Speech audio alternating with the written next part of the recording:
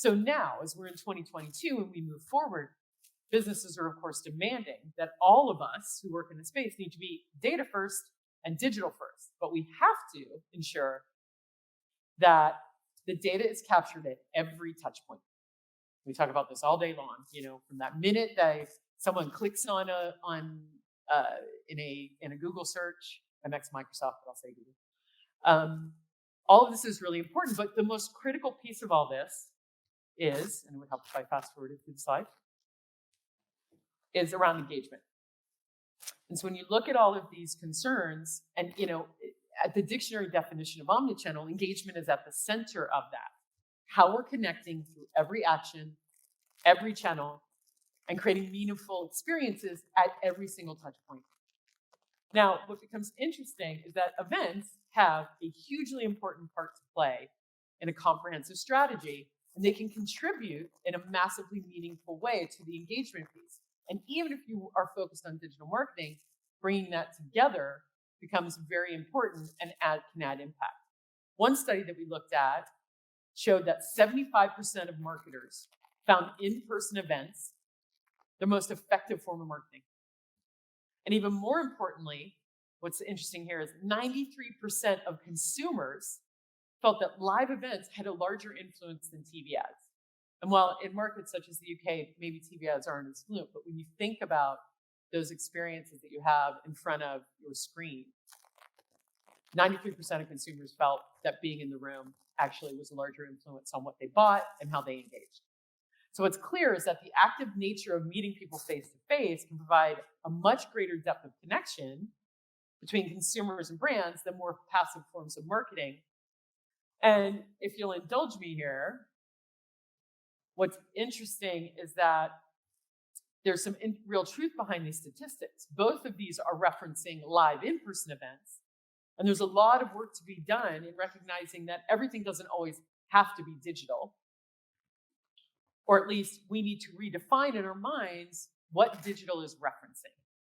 And if we can do this, the power of digital can be transferred into real life scenarios. Again, so as we like to put it, have our cake and eat it too. And by bringing the learnings and successes that we've found in this digital-only world, particularly in the last few years, and back into this now relatively free world where we're allowed to once again get out and see other people as we're doing today, and figuring out how we leverage the right technology, that digital and the real world can come together. And while I'm sure some people are experiencing that, when you think about, particularly in an event scenario, it becomes very, very powerful. Now, I won't go through all these eye charts, but when you think of the effectiveness of executing of events that deliver value, the CMO Council did a report. It's coming up in about a year old, but I think what's interesting here, and the big takeaway, is that the leaders felt that they as a leader in their organizations could be doing a much better job when you start looking at things like virtual events and that hybrid events. They weren't getting as much effectiveness out of these events as they may have before. So it was a little disappointing to see that while everyone had to make these changes and start doing virtual and creating these experiences, they weren't doing such a great job at it. Or they felt that they could be doing better. Now, what this does, when you flip it on its head, is it creates a ton of opportunity. And it's a fantastic opportunity, because if we're recognizing that we can do better with some of these things, then we know that there's a way to get more, particularly out of channels that might have traditionally not fallen into this digital data-first marketing realm. So there's perhaps a gap in marketers thinking about this. And whether you realize it or not, it could be impacting the marketing effectiveness and mean you're forgetting out one could be actually helping you to create year-round engagement.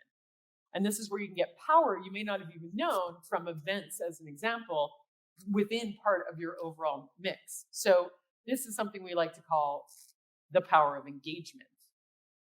And what becomes really fascinating here is that, all of us who've experienced virtual events are like, yeah, virtual events, great. Lots of data points, right? It's right there. You can grab them. You can see who's online. You know how long they've been there. Fantastic. You can capture lots of great information as you go.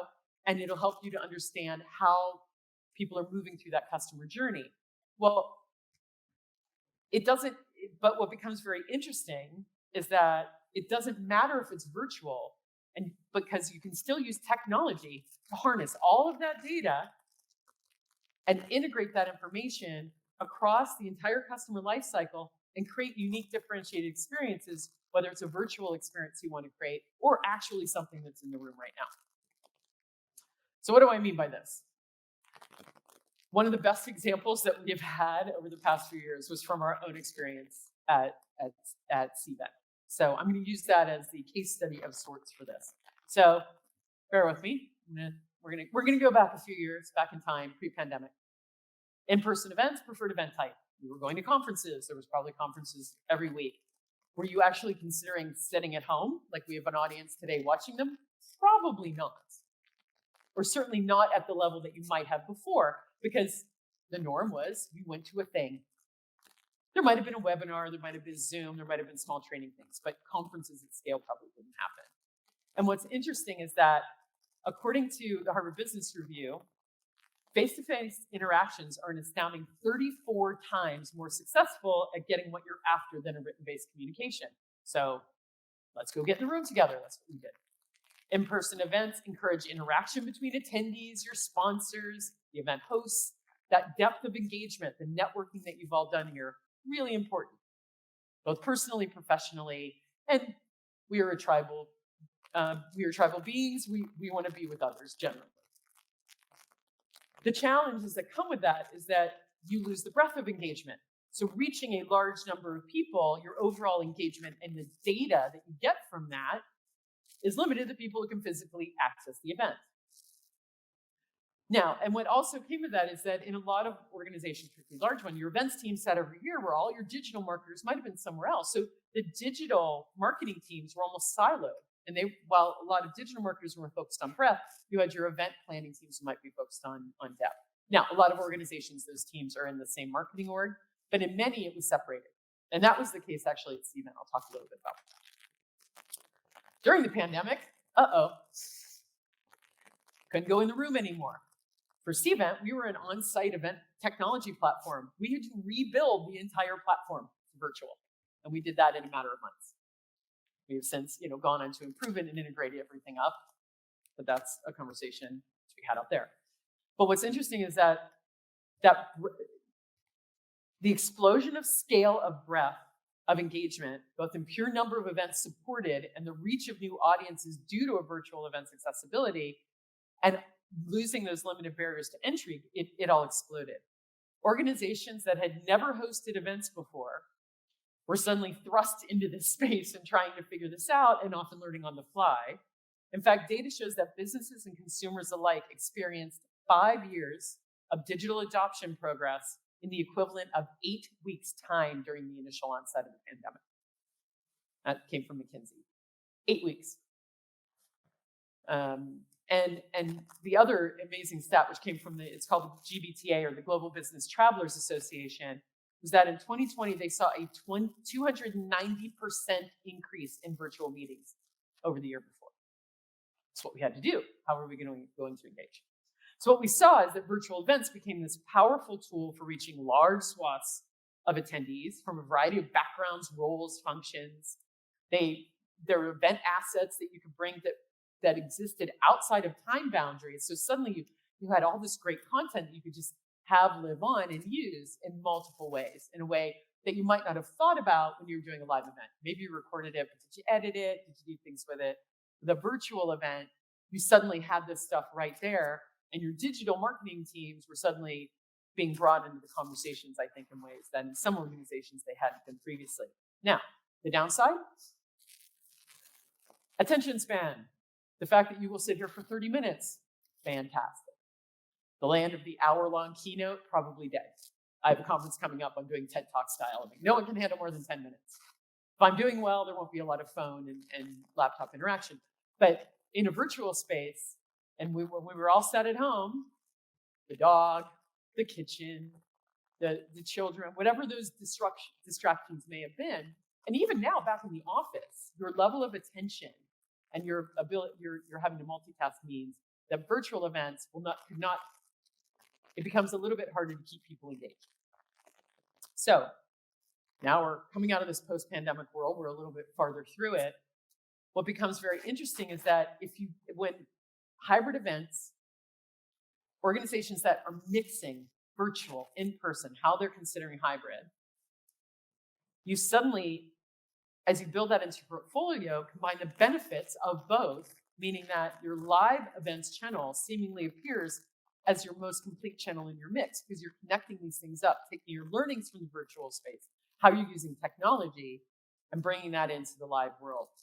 Hybrid events are, in particular, increasing in popularity. That's what we're doing today. You'll notice every once in a while, try and look back at the camera there because those people are technically in the room. And there's definitely some complexities when you're doing hybrid for those sorts of reasons. But hybrid events, if they're done well, they unify that in-person and virtual event experience because attendees get the best of both worlds. You have choice now. I can't make it all the way out to Heathrow. Oh, I can hop online and at least catch some of this content. You're automatically recording all the information so you can use it afterwards for all sorts of different things post-event.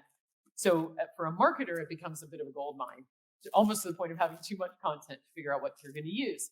So with the breadth, you also can expand your geographic reach. You can encourage different interaction methods. And ultimately, you can really accommodate needs. In this world today, some people still don't want to go out in public. Now they can still be a part of the experience. So it becomes very interesting, again, when we go back to some of the data, is that 59% of events are going to be hybrid post-pandemic, according to event decision makers. This is from a report by Forrester. And 60% of companies expect to hold at least one hybrid event. That was last year, and I think that's continuing into this year. The trends seem to be shifting as we go. So when we get into this sort of thing, what becomes interesting is that this, as I mentioned, COVID, that experience has speeded the adoption of digital technology by several years. And those changes, and at least from what we're seeing across the industry and talking to our clients, is going to be the way forward. There may be a little less in person. You can keep costs down. Sustainability. What's the carbon footprint? And so on and so on. So it's becoming part of a conversation for marketing leaders and really taking a look at virtual versus that in-person experience.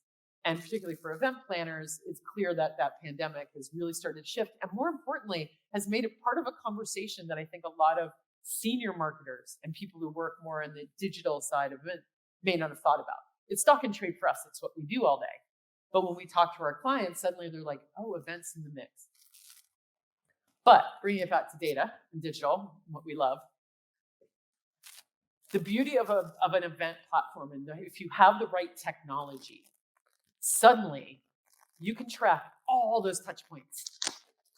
And when you use a platform that integrates with your CRMs, you can do these things where you get this full picture of an attendee. So whereas you now understand when they've registered, what they've engaged with, there's a mobile app you're using today, that's CVENT. We can understand how many of you engaged with that. Did you connect with people? If there's a Q&A in a chat, you could be talking to someone in the virtual space. So when you have a platform that lets you connect all these things up, whether you're in the room or virtual or across multiple events, suddenly that one lead that you might not have known much about, you know a lot about them. And as people who love our data, as digital marketers, that's a gold mine. And suddenly you can validate your return on your investment from a business perspective, as well as your return on your marketing investment. And you know what we use is what we call an engagement score. And as those scores go up, you suddenly can start pushing through those higher scores to your sales team, and then using, maybe keeping lower score people to keep nurturing them. So you get that view across your funnel, and it gives you just a full picture of your audience. So how does this relate to CVENT? Data touch points. 2019, we do an event every year. We do it in the US and we do it in Europe, and it's called CVENT Connect. Love to have you all there. It's happening here in October. In 2019, we were all in the room. We had about 2,000 to 3,000 attendees. Happy days, got lots of data from them. We thought that was a win, huge. Then, pandemic hit. We had to fully shift to virtual. Full shift. We ended up rebuilding the platform in a matter of months, rolling this out. And we had, memory serves, it was around 20 or 30,000 people engaging around the world for our US event. And off the back of that, they gave us 1.1 million engagement touch points in 2 days. So suddenly we had reams of data and more people engaging than you could ever get in the room, much as we'd all love the trip to Las Vegas. So then when we go into last year, we went to a hybrid model. Now, what's interesting here is you would have expected the numbers and data engagement points to drop significantly, but it didn't. We didn't have nearly as many people across all of them, but we still ended up with just under 1 million data points.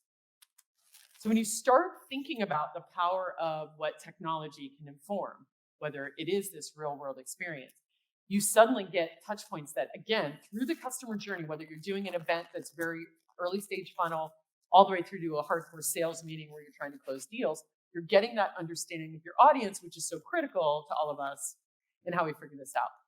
So when you consider this for a moment, what you're getting here is that magic, the magic equation. The speed that you get this information also is unbelievable. You're getting quality data, which gives you power to better understand your audience. So whether it's, I want to make the next event better, all the way through to who are the best leads to push the sales team. And when those platforms integrate in with your systems like Salesforce, et cetera, suddenly quickly you're driving the best leads around to your sales team for follow-up. That's powerful. And it also, again, just goes back to the power from what we all do, particularly those of us who marketing, to inform and how we drive demand to our sales teams. So when you think about this integrated channel strategy, events gives you high quality and high volume data and insights. It allows you to enhance your personalization, improve your targeting, and it gives you more powerful, insightful content that you can then use in all of those other things that I'm showing you up there. You know, to be able to take a soundbite from what I've just done, give that to my social team, and we can post it. Would we have had that before? Maybe if we'd recorded it. But suddenly you have all this stuff that you can use, which gives you more content to use off the back, so you're not having to create anything that new. But without that, your knock-on effect is that you've lost the immediate benefits that an event can represent. You lose high quality, high volumes of data, depending on the size and scale and the number of events that you do. And your insights, you lose some of these insights that can be plugged into every other aspect of your marketing strategy, because if you understand what people engage with, like everyone loved the session on sustainability, but everyone hated the product roadmap. Let's do more on sustainability. I mean, it seems silly, but we all know that kind of data is incredibly powerful. And it also helps us to do a better job in the content we create, et cetera. So the results events achieve, and therefore the budget they command, demonstrates that how you're thinking about event tech as part of a MarTech stack, these are the conversations that we're starting to have with our customers.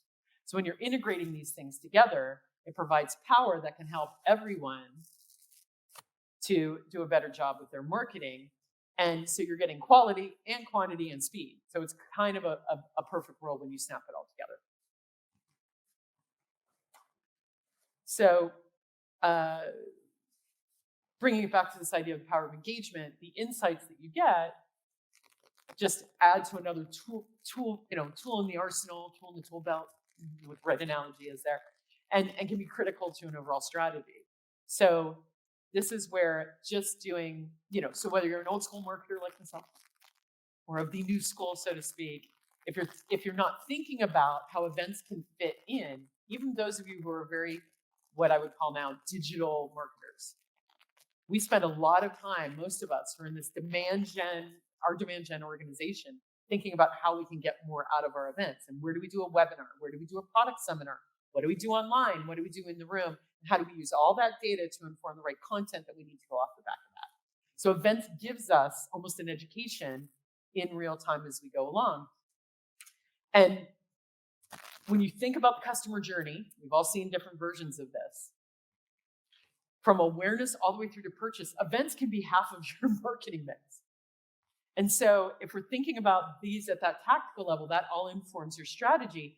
And so, some organizations will spend millions on tech to optimize a 90-second website visit. Yet with events, attendees spend hours or even days with you. And are you really capturing that data so you can better understand what they're doing? And that marketplace, ultimately, we want one system of record. And what's nice with platforms is all that data is in one place. So point solutions, you can pull from one kind of, whoever you use for your webinars, or you're using, maybe you use Eventbrite to register people. All that data is in other places, whereas platforms, when you think about that event tech within a MarTech stack, for anyone who works on the operations side, you suddenly have that power of all that data in one place and can merge that in with all your other systems. And the single tech solutions, again, just give you access to that data at every single touch point through your journey. And it helps you harness the power in a way that you might not have thought of. So quickly in closing, I'm looking at my thing, I'm doing good on time. Ultimately, nothing can replace the power of a face-to-face interaction. I think we all agree that these opportunities are ones that, well, certainly I missed. And being able to get back in a room, in an office, and spend time with people is something that we never want to lose. And that now that they're back, it becomes really interesting to look at these experiences overlaid with all the work that we've all had to do, I'm sure, in many of our roles in the virtual space, and how we're getting the best out of both of those. And how we apply that data-first approach across everything that we're doing related to our events, and how that integrates into the broader strategy. So it can be very interesting conversations with your leadership on how they're thinking through this, or if you are the leader, how you work with your teams and bring those people together to have those kinds of dialogues. And I'm not going to say it's not a challenge. Thinking about this stuff is certainly a challenge, but I think it's one that can lead to a lot of great opportunity and in how you build your overall picture. Now, what becomes interesting here, with kind of a little HR team hat on, how many of you are team leaders or managers in your organizations? How you bring, if you've had events, if your organizations have events on one side and you will call it your marketers on the other, this becomes a really interesting opportunity to get benefit out of working across the aisle. Some of that may have naturally and organically happened as a result of what's happened the past few years, but some organizations still are not. And one of the things that happened with CVENT is we have a very specific event team. We do a lot of events, and we have people that do that. They run our tech. We use our tech when we do that. Over here, you had all our demand gen marketers in particular, and then our product marketers. And it was quite siloed. Now, as a result of this, the time that we spend in thinking about, we have, again, this conference coming up. What's the marketing of that conference? What are we doing out of the platform? And the events team have actually put marketers in there, and then work alongside people such as myself, who are out here in the field role. What are we going to make the most sense from a marketing perspective for a UK audience or a European audience, for example? So suddenly the teams are far more connected than they ever were perhaps 2 years ago. And that becomes also just incredibly powerful because we're all learning, we're getting new skills, which I think most people want as they grow in their careers. And then ultimately, it just ensures that we're doing a better job with our marketing strategy and making things be smarter versus working a lot harder than we may have in the past. So this combination of how these things have come together by nature of this moment in time has, I think, given all of us some powerful things to use to help inform our overall marketing strategy. And with that, I'm going to finish and thank you all. I hope this was interesting and useful. And I think we have a few minutes for some questions if anyone has them. Why did I know you were going to ask me? Right, I hope you can hear me. So I'm from the veterinary industry, and we've had quite a mix of a lot of virtual events. We started with our in-person events first, and then we had a bit of a wave of virtual. I guess my question is trying to understand whether some of the hybrid events that we've also tried globally don't really seem to be working in our industry.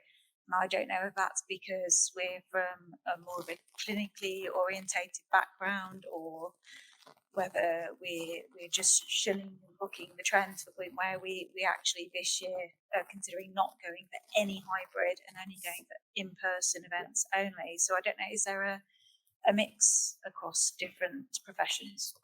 I think it varies, to your point, by the vertical that you work in. If you look, for example, financial services versus pharma or life sciences, you do see differences, and some of that can be but a lot of the conversations so again, some of this data is time to update it. But as we look through, particularly like this as we go into the end of 2022, we are seeing these interesting kind of like, we thought it was going to be pure hybrid. Hybrid's also harder. So a lot of companies are like, the cost is almost like now you're spending money on 2 events. Should we really do them? So they can be incredibly impactful. But to your point, the first conversation we'll have with people is, what are you trying to achieve? Do you need to make sure people are having conversations? Is this purely an educational thing?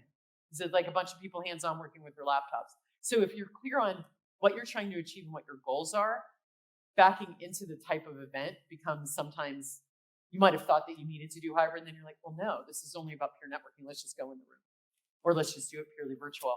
But yes, we're looking now at whether or not to do some research of that differentiation between vertical markets and what's going on, and updating some of that data. But yes, at least in anecdotal conversations, we do see that hybrid has had mixed results based on the type of business that you're running, and also the globalness of it too, because there's also just cultural differences sometimes as well. Anything else? Post-lunch malaise? Time for a nap?